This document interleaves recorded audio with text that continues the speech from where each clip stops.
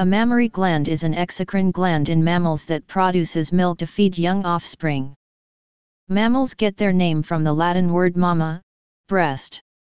The mammary glands are arranged in organs such as the breasts in primates, for example, humans and chimpanzees, the udder in ruminants, for example, cows, goats, and deer, and the dugs of other animals, for example, dogs and cats.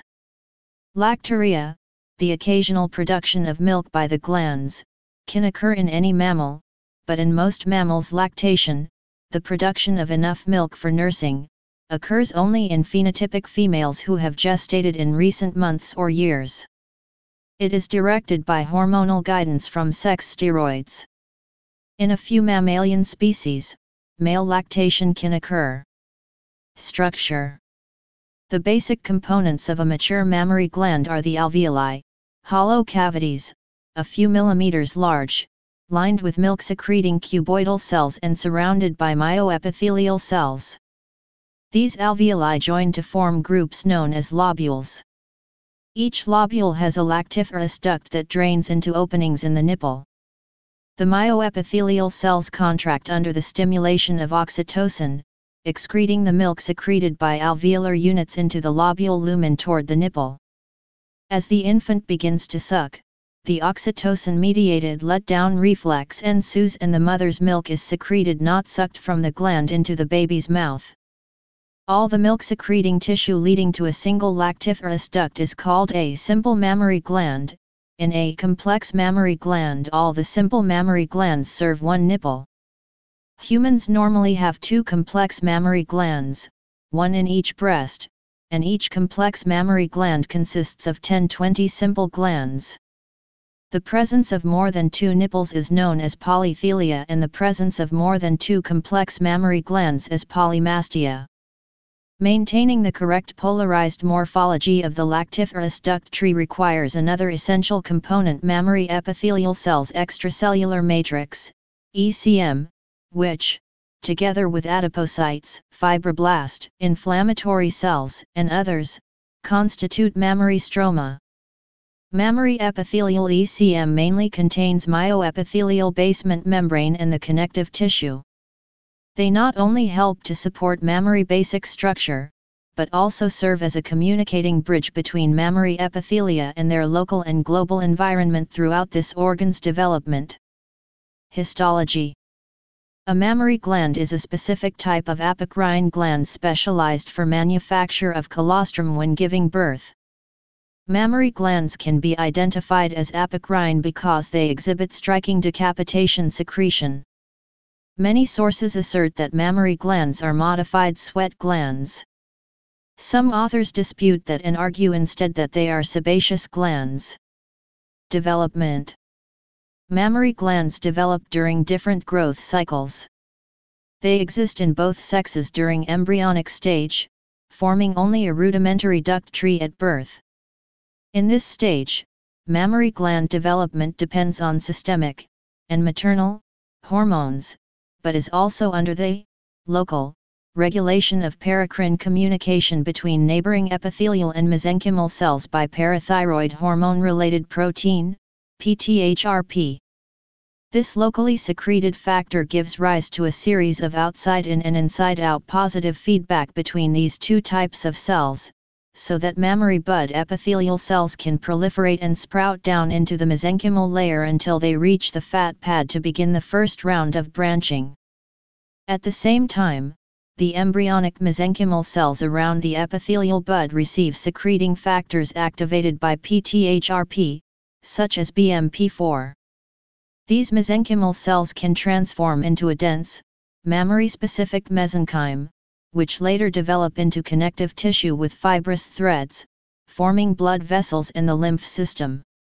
A basement membrane, mainly containing laminin and collagen, formed afterward by differentiated myoepithelial cells, keeps the polarity of this primary duct tree.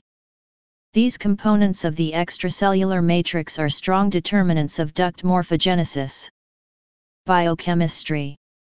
Estrogen and growth hormone, GH, are essential for the ductal component of mammary gland development, and acts synergistically to mediate it. Neither estrogen nor GH are capable of inducing ductal development without the other. The role of GH in ductal development has been found to be mostly mediated by its induction of the secretion of insulin-like growth factor 1, IGF-1, which occurs both systemically, mainly originating from the liver, and locally in the mammary fat pad through activation of the growth hormone receptor, GHR. However, GH itself also acts independently of IGF-1 to stimulate ductal development by upregulating estrogen receptor, ER, expression in mammary gland tissue, which is a downstream effect of mammary gland GHR activation. In any case, unlike IGF-1, GH itself is not essential for mammary gland development, and IGF-1 in conjunction with estrogen can induce normal mammary gland development without the presence of GH. In addition to IGF-1, other paracrine growth factors such as epidermal growth factor, EGF, transforming growth factor beta, TGF-beta, amphiregulin, fibroblast growth factor, FGF, and hepatocyte growth factor, HGF, are involved in breast development as mediators downstream to sex hormones and GH/IGF-1. During embryonic development, IGF-1 levels are low, and gradually increase from birth to puberty.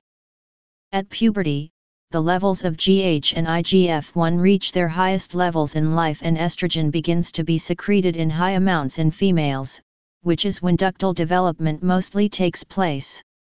Under the influence of estrogen, stromal and fat tissue surrounding the ductal system in the mammary glands also grows.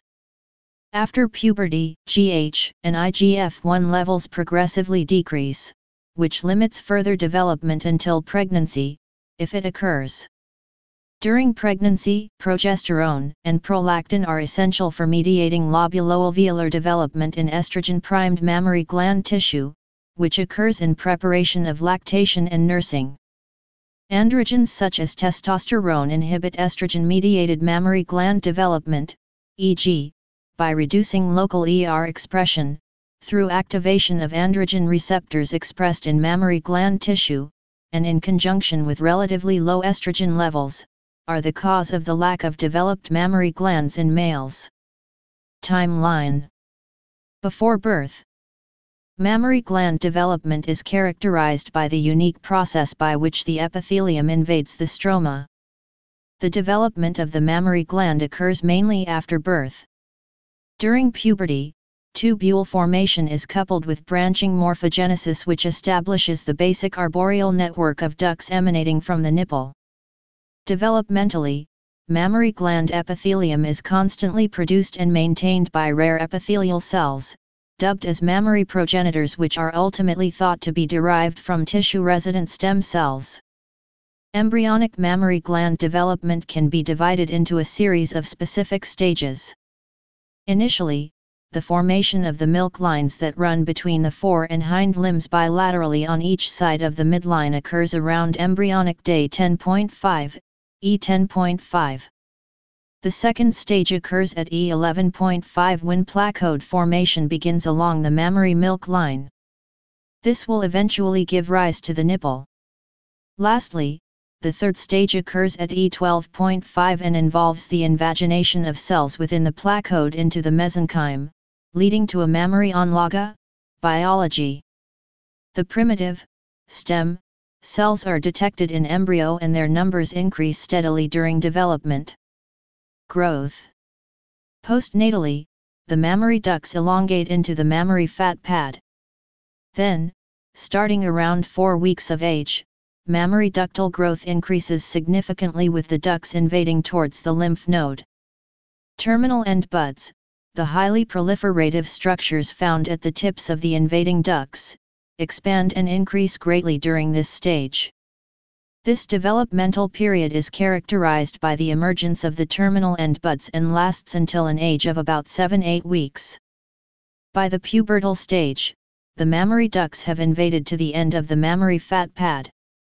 At this point, the terminal end buds become less proliferative and decrease in size.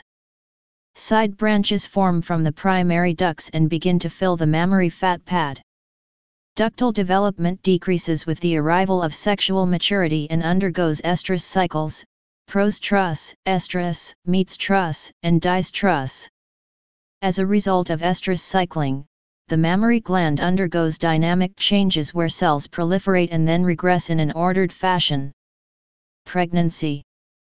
During pregnancy, the ductal systems undergo rapid proliferation and form alveolar structures within the branches to be used for milk production. After delivery, lactation occurs within the mammary gland. Lactation involves the secretion of milk by the luminal cells in the alveoli. Contraction of the myoepithelial cells surrounding the alveoli will cause the milk to be ejected through the ducts and into the nipple for the nursing infant. Upon weaning of the infant, lactation stops and the mammary gland turns in on itself, a process called involution. This process involves the controlled collapse of mammary epithelial cells where cells begin apoptosis in a controlled manner, reverting the mammary gland back to a pubertal state. Postmenopausal. During postmenopause, due to much lower levels of estrogen, and due to lower levels of GH and IGF-1, which decrease with age, mammary gland tissue atrophies and the mammary glands become smaller. Physiology. Hormonal control. Lactiferous duct development occurs in females in response to circulating hormones. First development is frequently seen during pre- and postnatal stages, and later during puberty. Estrogen promotes branching differentiation, whereas in males testosterone inhibits it. A mature duct tree reaching the limit of the fat pad of the mammary gland comes into being by bifurcation of duct terminal end buds, TEB, secondary branches sprouting from primary ducts and proper duct lumen formation. These processes are tightly modulated by components of mammary epithelial ECM interacting with systemic hormones and local secreting factors. However, for each mechanism the epithelial cell's niche can be delicately unique with different membrane receptor profiles and basement membrane thickness from specific branching area to area, so as to regulate cell growth or differentiation sublocally. Important players include beta-1 integrin, epidermal growth factor receptor, EGFR, laminin 1/5, collagen 4, matrix metalloproteinase, MMPs, heparan sulfate proteoglycans, and others. Elevated circulating level of growth hormone and estrogen get to multipotent cap cells on TEB tips through a thin, leaky layer of basement membrane. These hormones promote specific gene expression. Hence cap cells can differentiate into myoepithelial and luminal, duct, epithelial cells, and the increased amount of activated MMPs can degrade surrounding ECM, helping duct buds to reach further in the fat pads. On the other hand, basement membrane along the mature mammary ducts is thicker, with strong adhesion to epithelial cells via binding to integrin and non-integrin receptors. When side branches develop, it is a much more pushing forward working process, including extending through myoepithelial cells, degrading basement membrane and then invading into a periductal layer of fibrous stromal tissue. Degraded basement membrane fragments, laminin 5, rolls to lead the way of mammary epithelial cells migration. Whereas, laminin 1 interacts with non-integrin receptor dystroglycan negatively regulates this side branching process in case of cancer. These complex yin-yang balancing crosstalks between mammary ECM and epithelial cells instruct healthy mammary gland development until adult. There is preliminary evidence that soybean intake mildly stimulates the breast glands in pre- and postmenopausal women. Pregnancy. Secretory alveoli develop mainly in pregnancy, when rising levels of prolactin, estrogen, and progesterone cause further branching, together with an increase in adipose tissue and a richer blood flow. In gestation, serum progesterone remains at a stably high concentration, so signaling through its receptor is continuously activated. As one of the transcribed genes, WNTs secreted from mammary epithelial cells act paracrinally to induce more neighboring cells branching. When the lactiferous duct tree is almost ready, leaves alveoli are differentiated from luminal epithelial cells and added at the end of each branch. In late pregnancy and for the first few days after giving birth, colostrum is secreted. Milk secretion, lactation, begins a few days later due to reduction in circulating progesterone and the presence of another important hormone prolactin, which mediates further alveologenesis, milk protein production, and regulates osmotic balance and tight junction function. Laminin and collagen in myoepithelial basement membrane interacting with beta-1 integrin on epithelial surface again, is essential in this process. Their binding ensures correct placement of prolactin receptors on the basal lateral side of alveoli cells and directional secretion of milk into lactiferous ducts. Suckling of the baby causes release of the hormone oxytocin, which stimulates contraction of the myoepithelial cells. In this combined control from ECM and systemic hormones, milk secretion can be reciprocally amplified so as to provide enough nutrition for the baby. Weaning. During weaning, decreased prolactin, missing mechanical stimulation, baby suckling, and changes in osmotic balance caused by milk stasis and leaking of tight junctions cause cessation of milk production. It is the passive process of a child or animal ceasing to be dependent on the mother for nourishment. In some species there is complete or partial involution of alveolar structures after weaning. In humans there is only partial involution and the level of involution in humans appears to be highly individual. The glands in the breast do secrete fluid also in non-lactating women. In some other species, such as cows, all alveoli and secretory duct structures collapse by programmed cell death, apoptosis, and autophagy for lack of growth-promoting factors either from the ECM or circulating hormones. At the same time, apoptosis of blood capillary endothelial cells speeds up the regression of lactation ductal beds. Shrinkage of the mammary duct tree and ECM remodeling by various proteinases under the control of somatostatin and other growth-inhibiting hormones and local factors. This major structural change leads loose fat tissue to fill the empty space afterward. But a functional lactiferous duct tree can be formed again when a female is pregnant again. Clinical significance. Tumorigenesis in mammary glands can be induced biochemically by abnormal expression level of circulating hormones or local ECM components, or from a mechanical change in the tension of mammary stroma. Under either of the two circumstances, mammary epithelial cells would grow out of control and eventually result in cancer.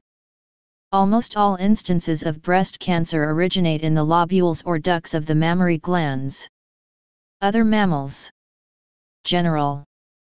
The breasts of the adult human female vary from most other mammals that tend to have less conspicuous mammary glands. The number and positioning of mammary glands varies widely in different mammals.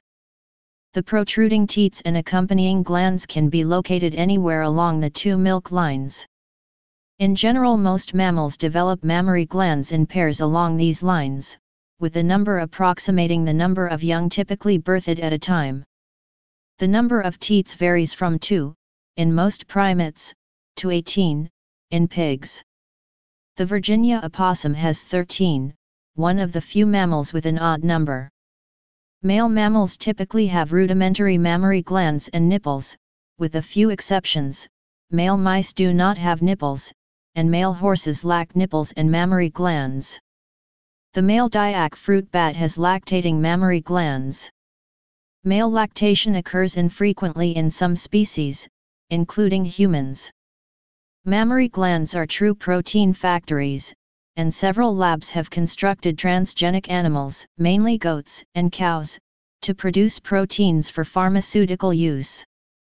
Complex glycoproteins such as monoclonal antibodies or antithrombin cannot be produced by genetically engineered bacteria, and the production in live mammals is much cheaper than the use of mammalian cell cultures. Evolution. The evolution of the mammary gland is difficult to explain. This is because mammary glands are typically required by mammals to feed their young. There are many theories on how mammary glands evolved. For example, it is thought that the mammary gland is a transformed sweat gland, more closely related to apocrine sweat glands. Because mammary glands do not fossilize well, supporting such theories with fossil evidence is difficult. Many of the current theories are based on comparisons between lines of living mammals, monotremes, marsupials, and eutherians. One theory proposes that mammary glands evolved from glands that were used to keep the eggs of early mammals moist and free from infection. Monotremes still lay eggs. Other theories suggest that early secretions were used directly by hatched young, or that the secretions were used by young to help them orient to their mothers. Lactation is thought to have developed long before the evolution of the mammary gland and mammals. See evolution of lactation. Please subscribe and thanks for watching.